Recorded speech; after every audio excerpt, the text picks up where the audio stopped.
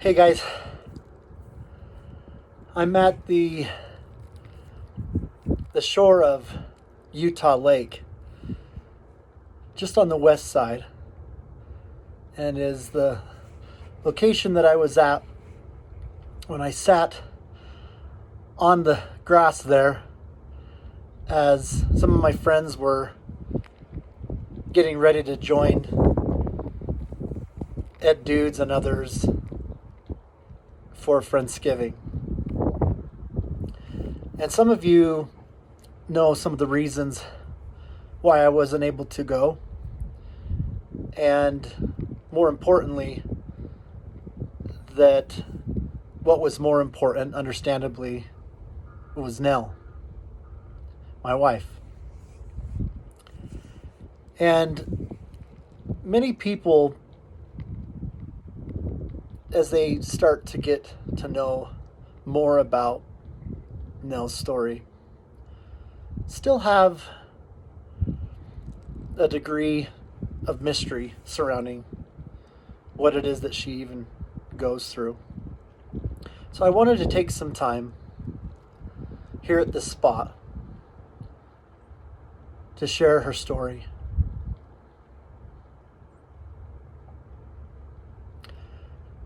Nelle and I have been married for 25 years. We have 3 beautiful kids, 2 girls and a boy. Ellen, Mason, and Abby. And many years ago, I'd say over about 15 years ago maybe, Nelle's eyes started to visibly start coming out from away from her face.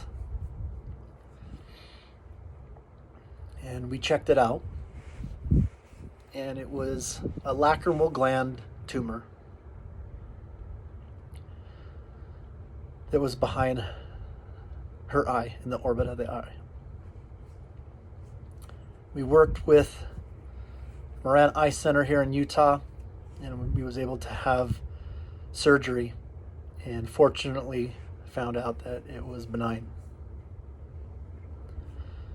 And that started a lot of the history that I'll get into in at least some fair detail today.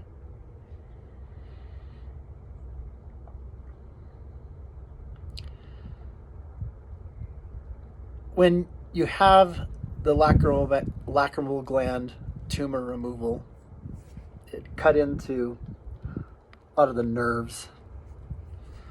And although it healed visibly, it was never the same, and started the nervous system really recognizing there was damage done. And we were informed that it usually doesn't come back, but it could. And we knew the risk that was associated with it. It could come back cancerous. And if it did, that they would ultimately take her eye out and just remove that. So we went on with our life, raising our kids, and we moved out to Eagle Mountain, Utah. And years later, it started happening again. It was discovered in one of our MRIs. And again, going through the same surgical procedure, and all of the trauma that goes with that, and the kids being exposed to that, and just really just rallying around her as she heals, and as she has been able to stay home for most of my career, fortunately, and helping raise them. And not to dismiss what we went through with the first 2, but from the third one forward, it really gets complex. The last tumor that it came back a third time. about, I'd say about 7 years ago. And when she came out of the surgery, she wasn't acting right. She wasn't coming out of the anesthesia, and you could see the concern in the doctor's responses. And so she was moved over to LDS ER. And we discovered that her adrenals had failed. That is responsible for producing cortisol in times of trauma things. And there was a time where she could have easily passed right in front of me. And I thought I was going to lose her.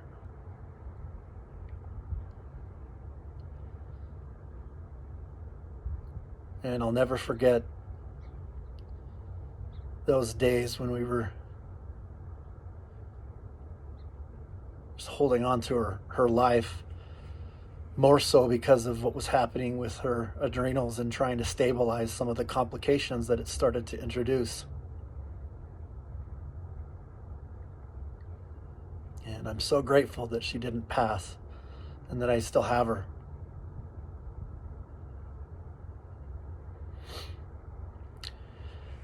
We eventually got released from the hospital, and we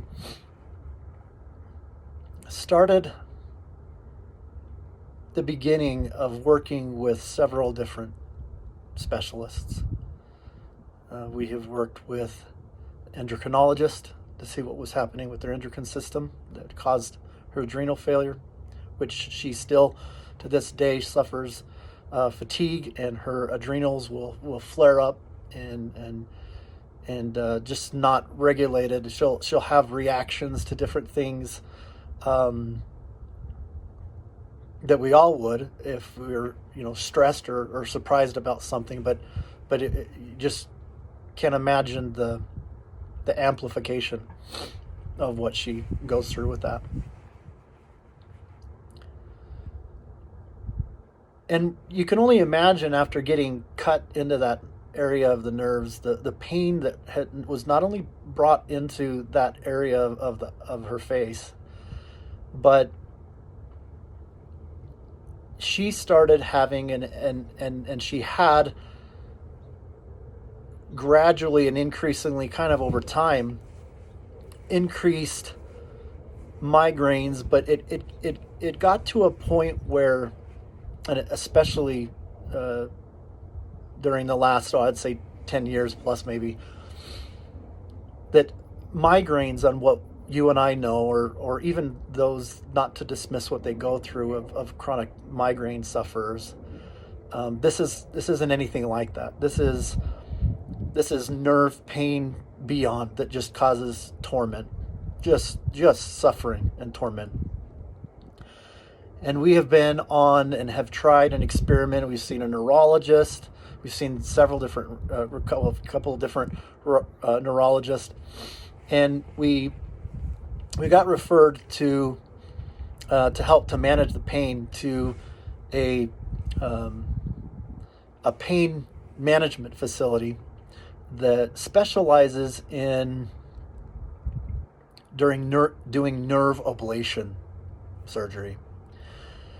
And what that is they basically do surgery there on the spinal column, and they essentially burn the nerves, and it can take some time to grow back. But the idea is that actually frees up the pain that you're experiencing, both in your neck and around in your head and face area. It gives you some relief, and may even have the nerves grow back healthier. And this surgeon was one of the top cutting edge pioneers at Johns Hopkins University. They had a 100% success rate with their procedures.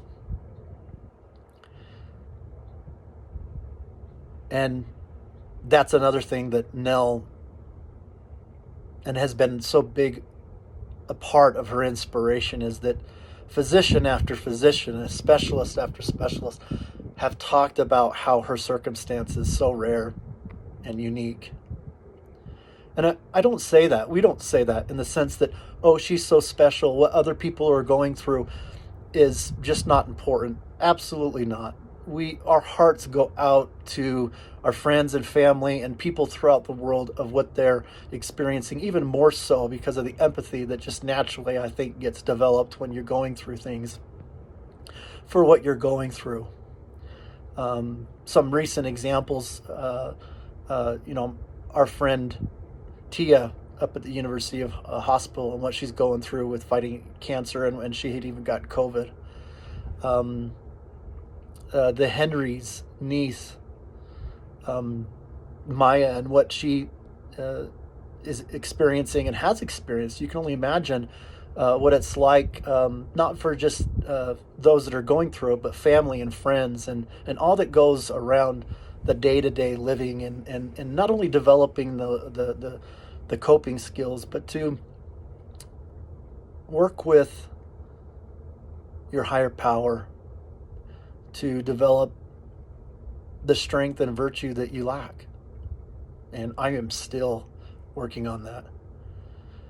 And so it is a blessing, not just in what it can teach you, but in what it can help you to develop, for sure, silver linings. Baby Tessa, and so many others that are maybe not oftentimes as visible. And that's an important distinction that I want to make,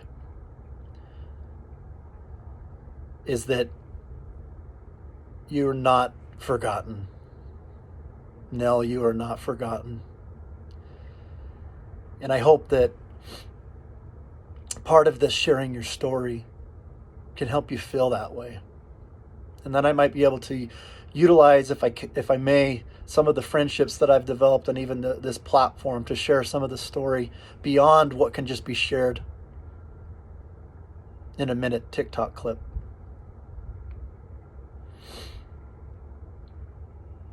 And part of the join the conversation is to talk about days and how appropriate it is as we get these gray skies and it's snowing a little bit, kind of cold, that if you've seen the post when I was here at this place during Friendsgiving, it was sunny.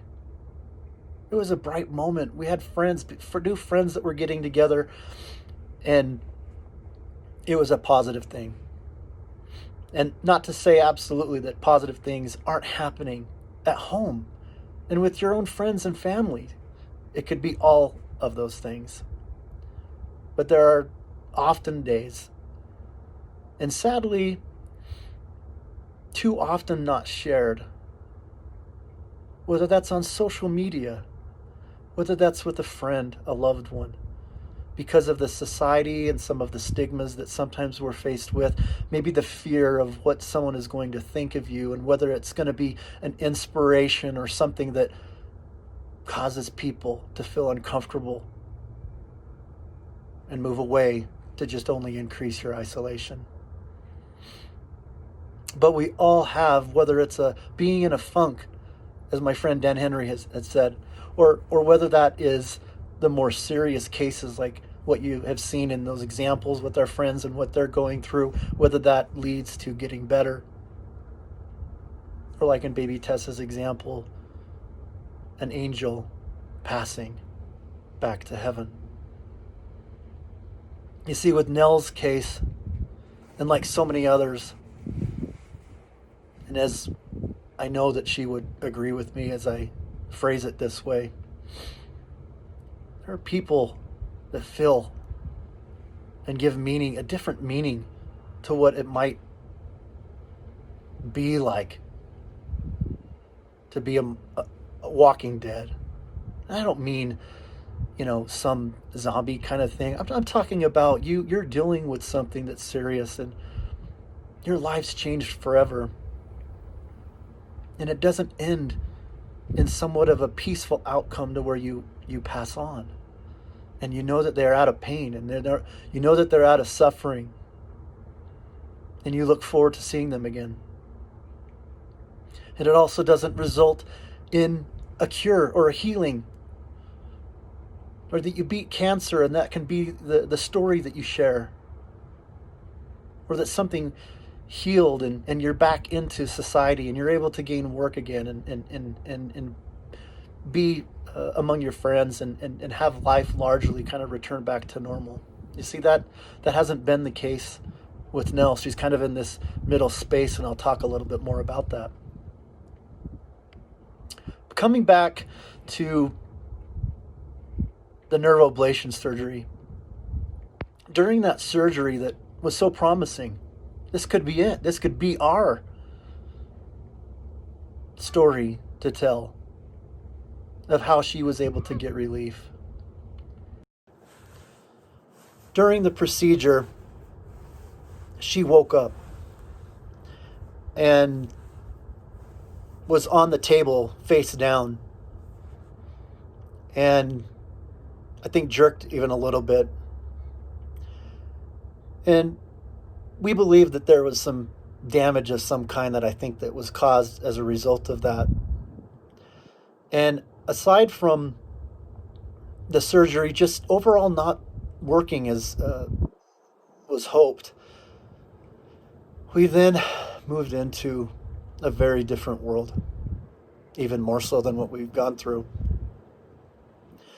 You see, her pain and her nervous system has now been impacted in a different area, and it is now originating in her neck, both sides of her neck, largely her right, mostly her right side of her neck.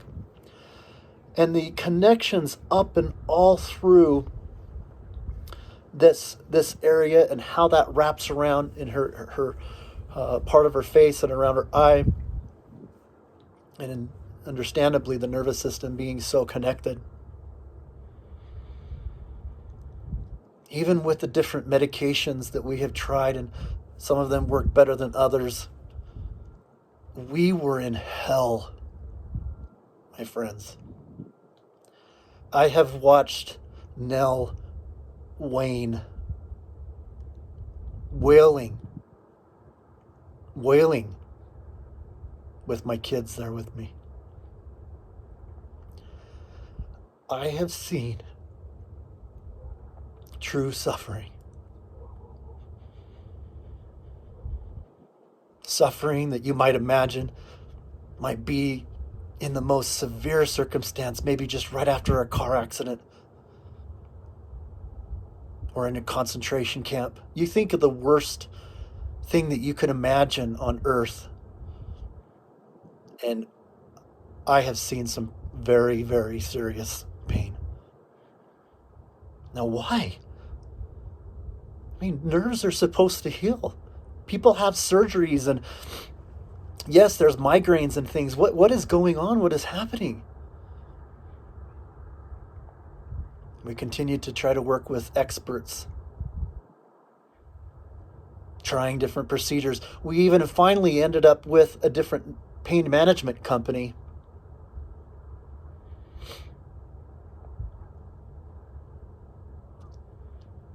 One of the procedures that they tried was to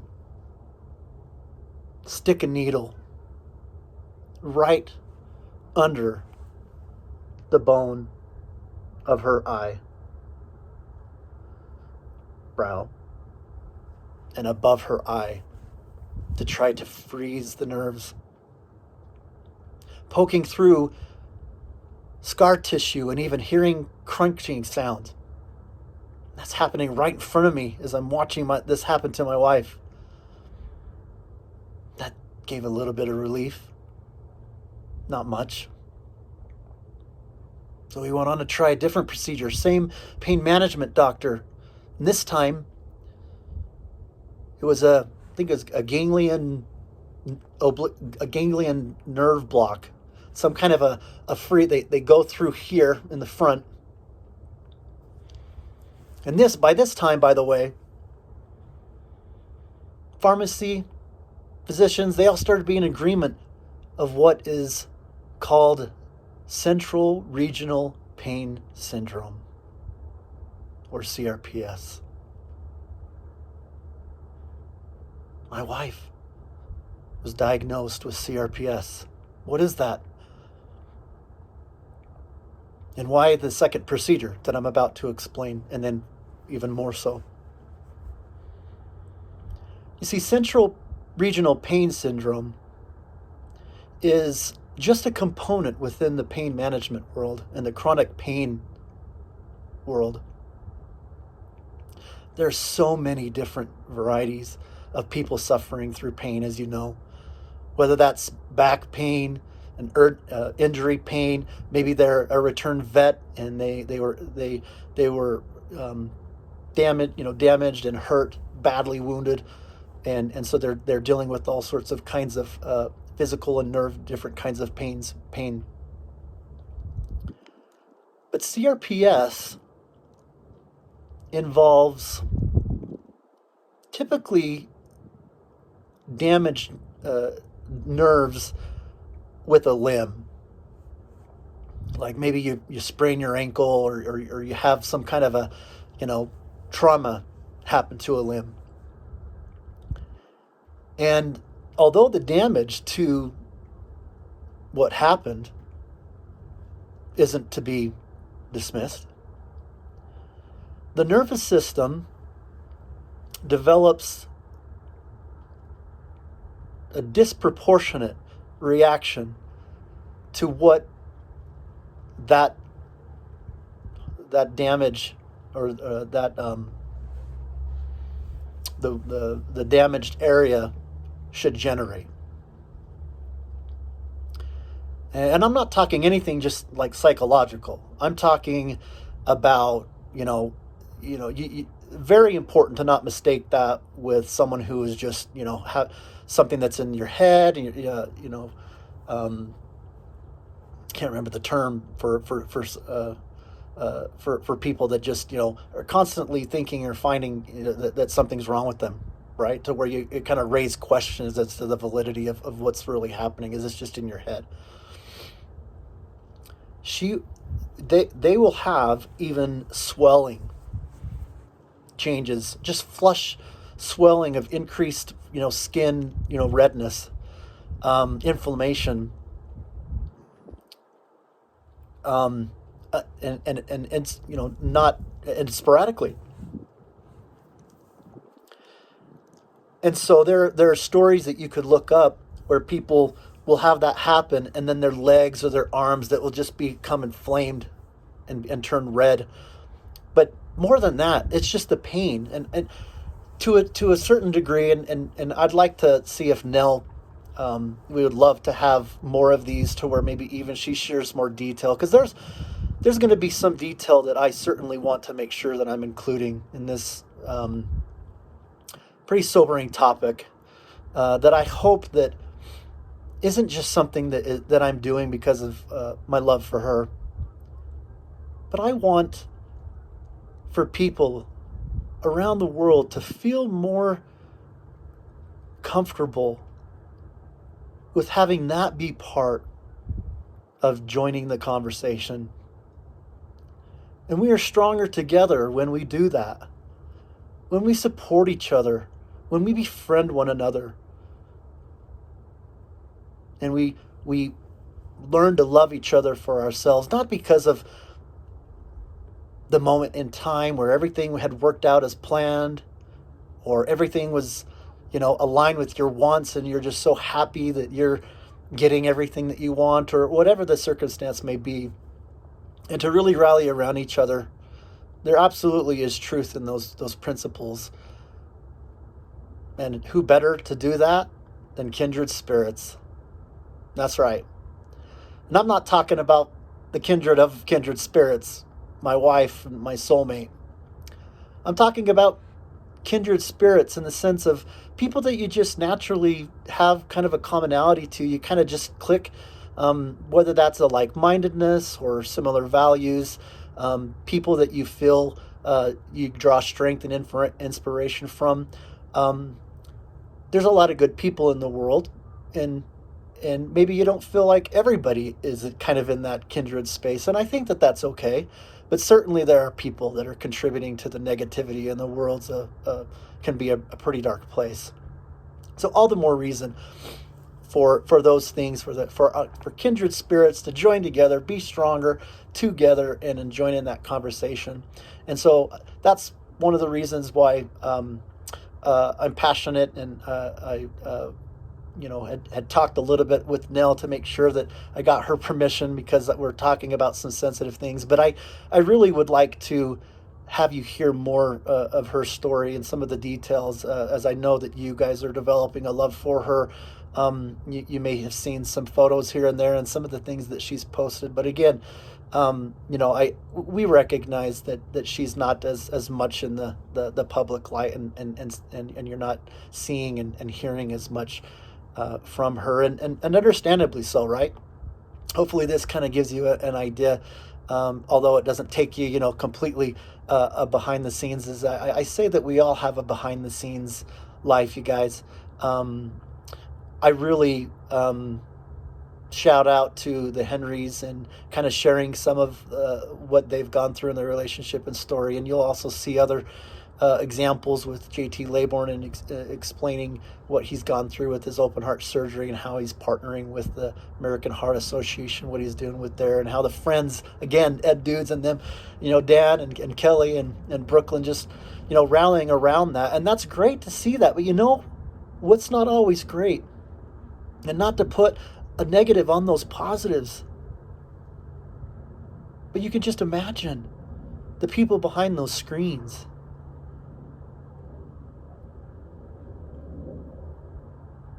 Isn't there risk of them feeling that conflict of, well, I recognize that I'm not as important to maybe get a post or be recognized by Scott Henry or whatever. But, at the same time, absolutely your story and your circumstance is worthy and warranted to be shared. And so I hope that we all look for opportunities where we can do more of that for each other. And I certainly hope that this does more of that for you now.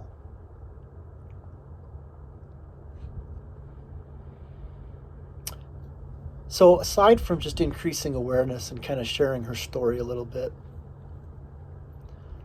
why come on here, and what else is it that I would maybe like to cover and to talk about? Well, so the second procedure that she had with this other pain management place, they did a procedure where they went through the front here of her neck, and the idea was to freeze that as well. So all of this in an effort, because of her CRPS, and these are things that you're starting to get into, they're supposed to provide relief for the nerves in your neck and head area and face. And that didn't work either. So here we are, we're doing the best that we can with still going and following up with these physicians. She's even done Botox, where they do poking. It's supposed to help provide some relief. And so she'll get Botox injection above here, in her neck and the base of her skull and head area. And that is supposed to provide some relief as well.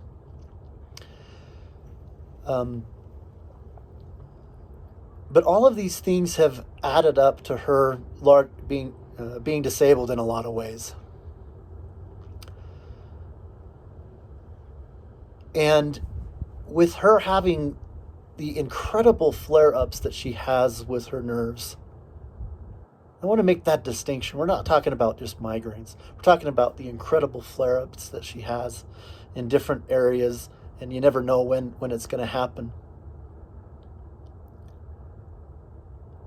Other than her not being able to work, our kids are out of the home now, so there's a little less of a need for her to be there, kind of attending to the kids all the time. She couldn't work. She could not even keep a consistent part-time job. Now we even before COVID, we were doing kind of FaceTime kinds of things, and I was videoing when we went to family gatherings and things, because she is an angel, and her heart, she wants to be there at those family gatherings of family and friends, but she couldn't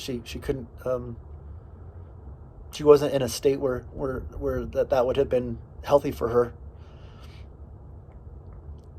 And she oftentimes even, she has a difficult time, getting, restful sleep. So there are days where she will spend a lot of time sleeping and in bed and in her room. And so her life and our life has changed significantly. And you also adapt. And there are different things that you can do, whether that is trying to keep positive, whether that's to be grateful, whether that's to challenge your mindset, whether that is to change up your priorities, grow up. You know how immature I have been through life, and I've had to try to become more mature.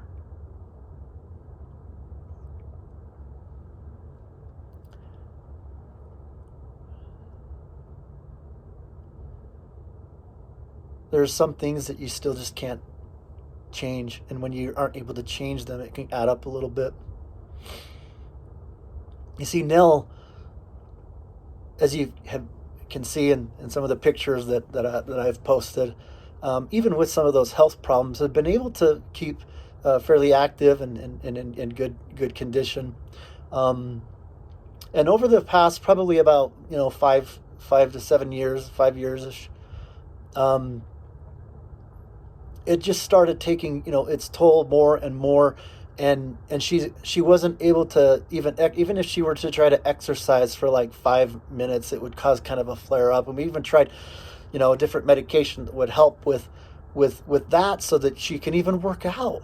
Let me take this so that I don't have a flare up. So I want to make decisions that are part of helping me in my own health, of what I've got control over. But when you even get into doing that, then you can't really do that well, not just because of discomfort. Has nothing to do with laziness, has nothing to do with not trying to be your best self. It just has to do with trying to just manage the torment that I can't imagine and can't even speak and articulate to of what she goes through, that has prevented her from being able to do some of those things. And as a result, it's not that she has gained a lot of weight, but she has gained some weight that has made it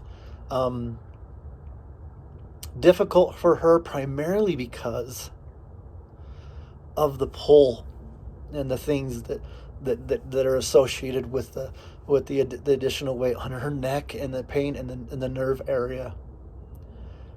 And so it's can be a vicious cycle, or even if you search the whole world for all of the things that you should or shouldn't be doing, while you're still in that space, as I refer it to that Walking Dead. Obviously, she's not dead, but we all want quality of life. You try to do the things that improve your quality of life and to be at your best, both with what you were, what you dream or hope for yourself in the future. We all want to progress in life. I just can't imagine the hours that she's kind of been in that space, where I'm sure that, we all have moments where, can I even do this anymore? It would be easier for me or the family or whatever if I were to have just passed. And that's not happening. And then you're also not finding procedures and solutions and different things that is helping you get better so that you can get back into society and in life and feel fulfilled in relationships and all that goes on just with the human experience. And I just can't imagine. I've known you, Nell, for 25 years.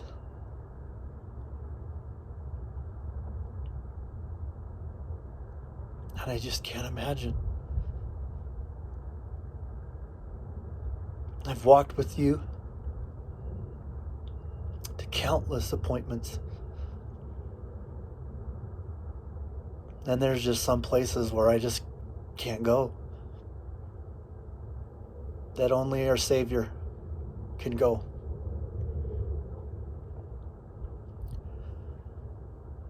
But I'm putting myself out there, and I don't know what will come of this.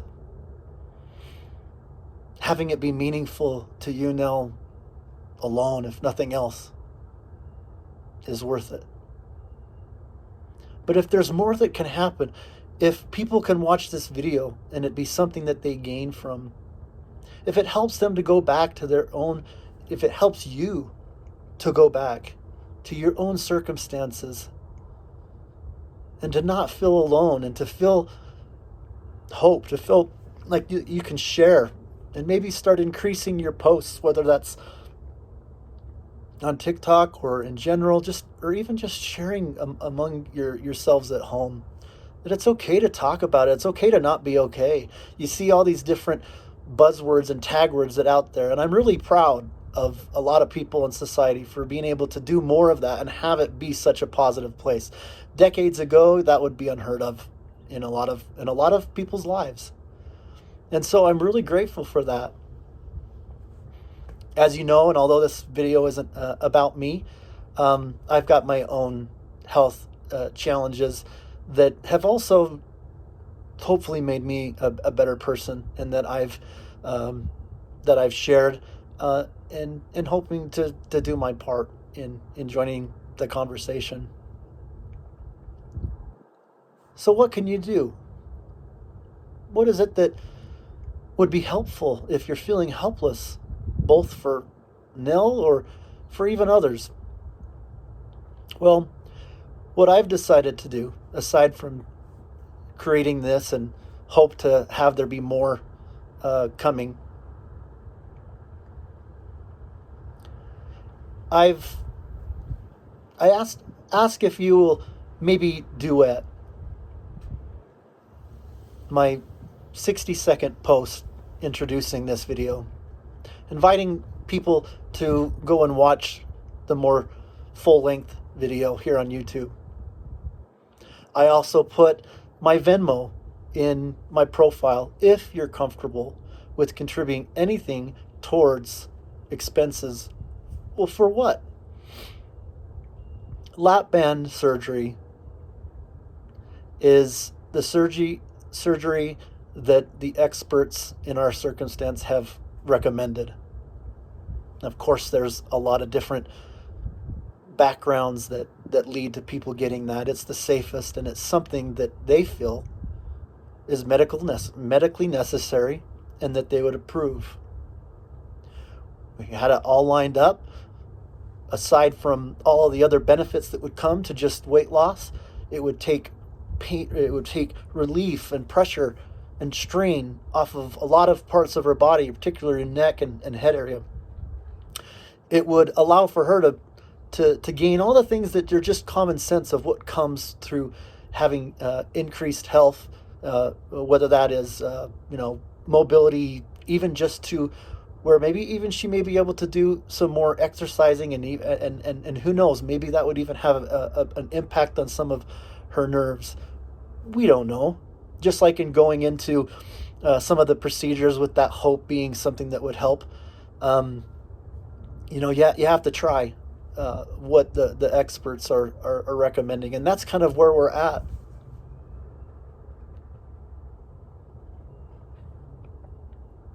And our insurance doesn't cover it.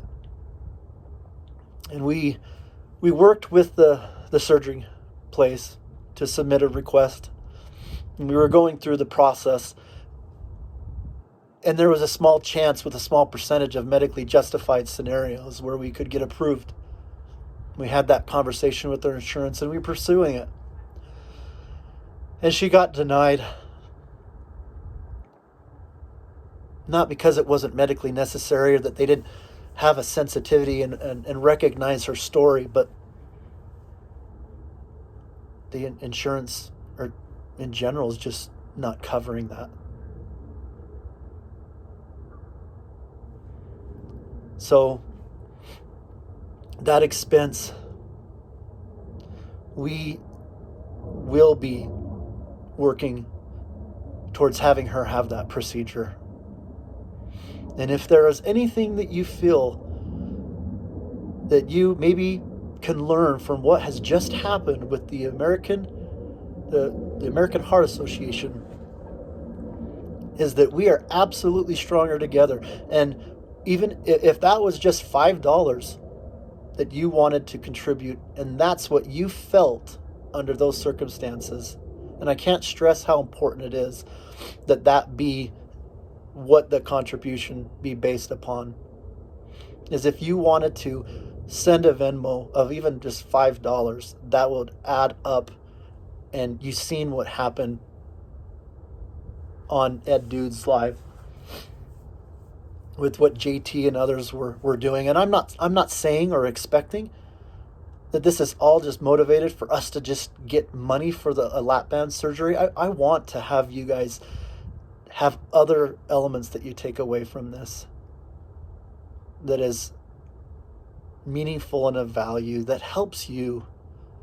But there are people that sometimes ask, what is it that we can do? And they feel helpless. Whether that is to send a message, maybe follow her. Her TikTok is at NELLEDIT, nailed it. So you can follow her there. She's not on there a lot, and there's other Instagram. You can also find her on Instagram and Facebook. So if you want to just search for Nelle Muhlstein, NELLE Muhlstein, you can follow her on those other areas where she oftentimes is more. But if it's a financial part that you want to contribute as we are working towards